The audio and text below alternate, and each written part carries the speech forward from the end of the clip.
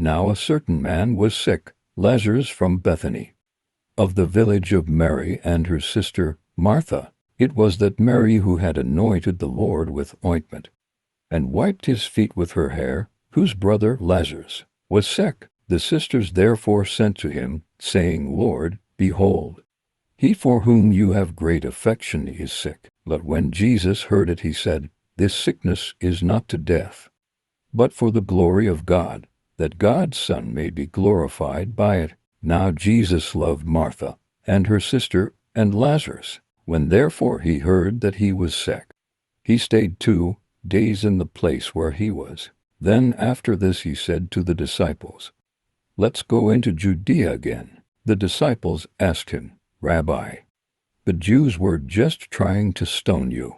Are you going there again? Jesus answered, Aren't there 12 hours of daylight?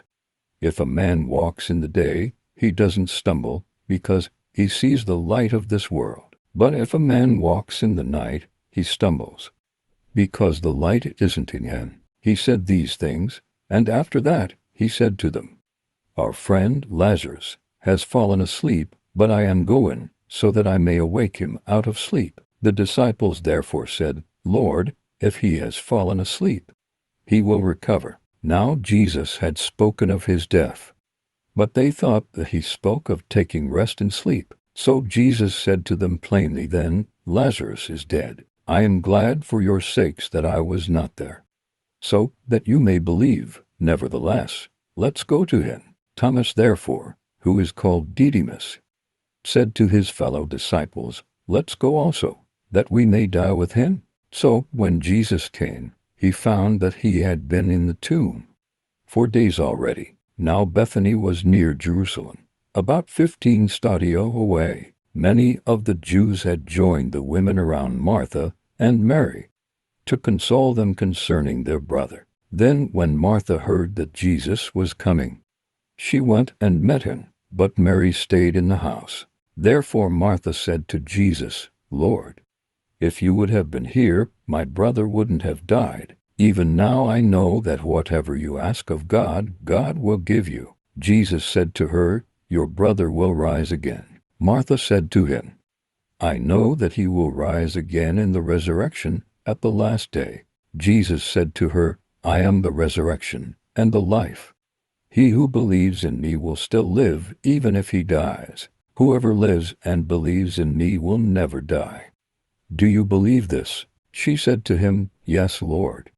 I have come to believe that you are the Christ, God's Son, he who comes into the world. When she had said this, she went away and called Mary, her sister, secretly, saying, The teacher is here, and is calling you. When she heard this, she arose quickly and went to him. Now Jesus had not yet come into the village, but was in the place where Martha met him. Then the Jews who were with her in the house, and were consoling her, when they saw Mary, that she rose up quickly and went out, followed her, saying, She is going to the tomb to weep there. Therefore, when Mary came to where Jesus was, and saw him, she fell down at his feet, saying to him, Lord, if you would have been here, my brother wouldn't have died. When Jesus therefore saw her weeping, and the Jews weeping who came with her, he groaned in the spirit, and was troubled, and said, Where have you laid him? They told him, Lord,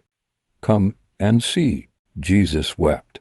The Jews therefore said, See how much affection he had for him. Some of them said, Couldn't this man, who opened the eyes of him who was blind, have also kept this man from dying? Jesus therefore, again groaning in himself, came to the tomb. Now it was a cave, and a stone lay against it. Jesus said, Take away the stone. Martha, the sister of him who was dead, said to him, Lord, by this time there is a stench, for he has been dead 4 days.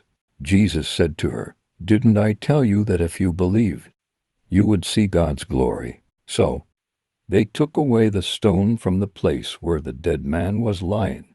Jesus lifted up his eyes and said, Father, I thank you that you listened to me. I know that you always listen to me.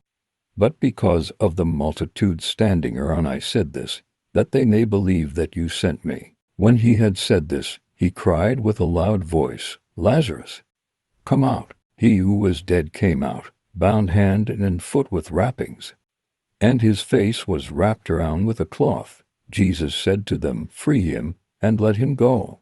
Therefore many of the Jews who came to Mary and saw what Jesus did believed in him. But some of them went away to the Pharisees and told them the things which Jesus had done. The chief priests therefore and the Pharisees gathered a council and said, "What are we doing? For this man does many signs. If we leave him alone like this, everyone will believe in him, and the Romans will come and take away both our place and our nation."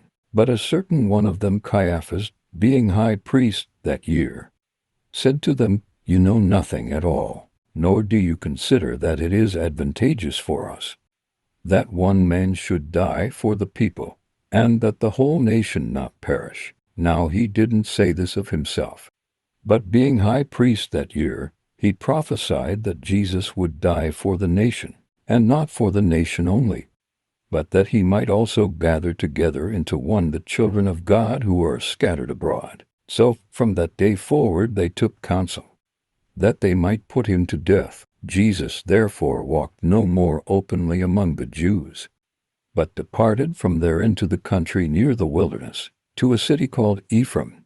He stayed there with his disciples. Now the Passover of the Jews was at hand.